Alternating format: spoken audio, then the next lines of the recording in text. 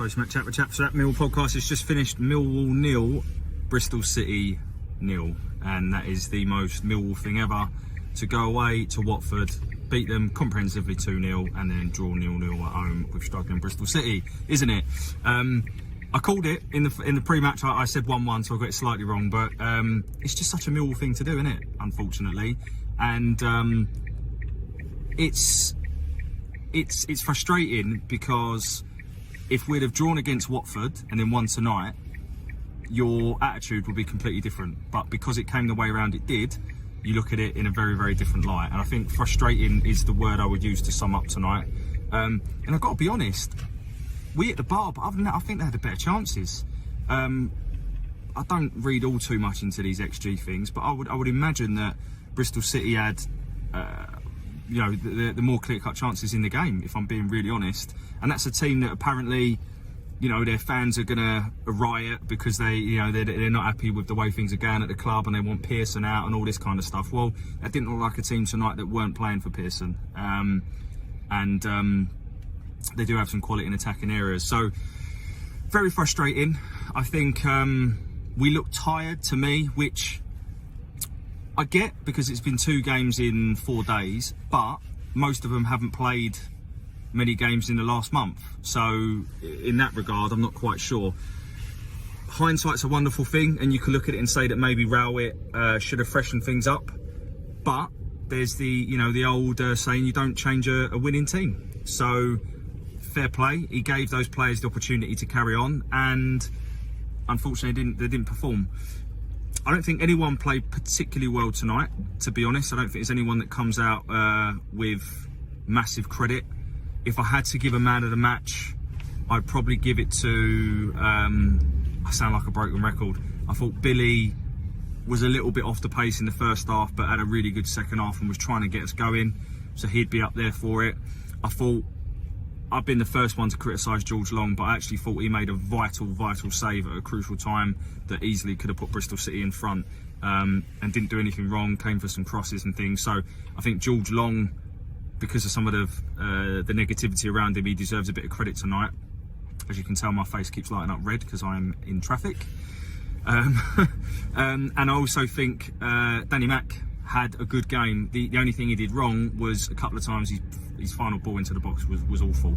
But I think his overall game, other than that, was really good. So I'd probably pick one of those 3 for man of the match. The rest looked sluggish. Bradshaw was feeding off scraps. There was nothing.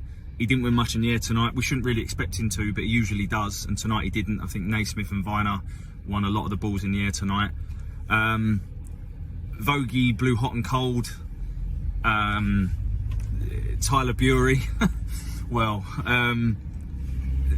for me, Tyler again showed tonight why he's not ready to start in the Championship yet. I sit quite near the dugout, and the amount of instructions he needs during the game, I don't think I've ever seen anything like it. And I'm not trying to dig him out, because I genuinely think on the ball he is good enough for this level easily, because he has the ability to beat players at ease if you put him in the right situations. We didn't do that enough tonight, so therefore his off the ball work is highlighted, and it's almost non-existent. I think in the second half they really started to cut us open, and you could see Pearson saying to target that area because they knew that Bury wouldn't track back. So Tyler needs to learn the off the ball stuff before I think he's ready for this level. But who else is there? Styles has just come back into the team. Is he fit enough to start? Probably not. And other than that, we haven't really got anyone. Bennett's injured. Afobe again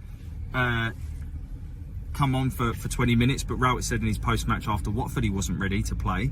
So we haven't really got anyone, and I think Rowett will be looking at tonight thinking, if I had a few more options off the bench, the difference it could have made. Honeyman tries hard, he's a good squad player, but he's not, for me, the attacking sub answer that we need. We just don't have the options to bring on, and I think it's obvious to everyone, and hopefully it is to Berylson, that tonight is a sort of game where we didn't play well, but the good teams and the teams that will get into the playoffs will find ways to win tonight, and we didn't. And you'll be looking at that thinking that's 2 points dropped. Like I said, I think, in fairness, a draw is all we could have really asked for, because I think Bristol City were worth their draw. But focusing on us, we need more attacking reinforcements to bring them on. I think I'll also say about Fleming, I don't think he did much at all. You know, very, very quick to praise him. Absolutely, he's our talisman. His goal contributions are obviously superb, but he did nothing tonight. Absolutely nothing. And you know, I just don't want people to make, you know, he's not what's the word? He can be criticised, I think is probably what I'm looking to say, because he wasn't at the races either tonight.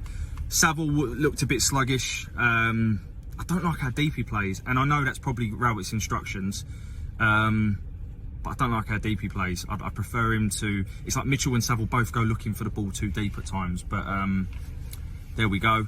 I've already talked about Danny Mack. Hutch and Cooper, it's weird because I actually would say individually they did all right, and I thought Cooper made some vital interceptions and tackles, and Semenyo's a very, very good player at this level. And other than once where he got in, where George Long made his save, he didn't really have a sniff.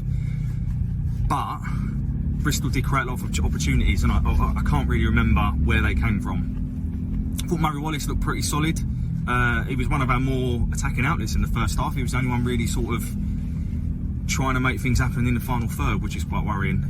But look, at the end of the day, 4 points away at Watford and a point, and 4 points in total away at Watford and then home to Bristol City. I think before those two games you'd have taken 4 points. You just don't expect it to come the way it has. So look, it's not all doom and gloom. We aren't good enough to win every single game and to absolutely roll over teams.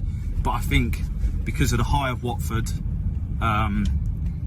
that's probably why the frustration, and also the games against Hull and Wigan, where it just feels all samey. You know, we're not capable at the moment for whatever reason. Our home form is not as strong as it was. We're struggling to beat these poor teams at home. We're not finding ways to break them down. And as I say, potentially could have gone home tonight with no points. So look, Rotherham becomes a must-win game for me. I think in order to keep momentum,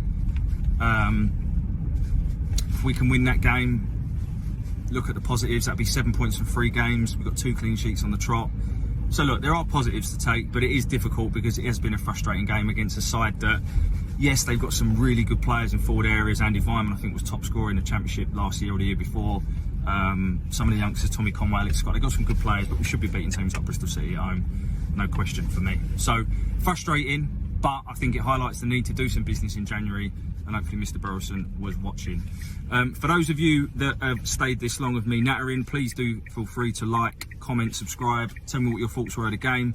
And then anyone associated with the club that's watching this, you really cocked up with the gate tonight. I'm sorry, but the decision to lock Gate 1, I think it's called, after the game was ridiculous. It caused you more ag than it was worth, and it meant people that are disabled unknowingly before the game, because we weren't told, were unable to get to their car after the game unless they walked for a long, long time. So you really cocked up there, Millwall, and I feel sorry for the stewards because it was interesting. So anyway, I hope you've had a lovely Christmas. I wish you all a happy new year. Thank you for listening, and we'll see you down the Den for the Rotherham game. Bye for now.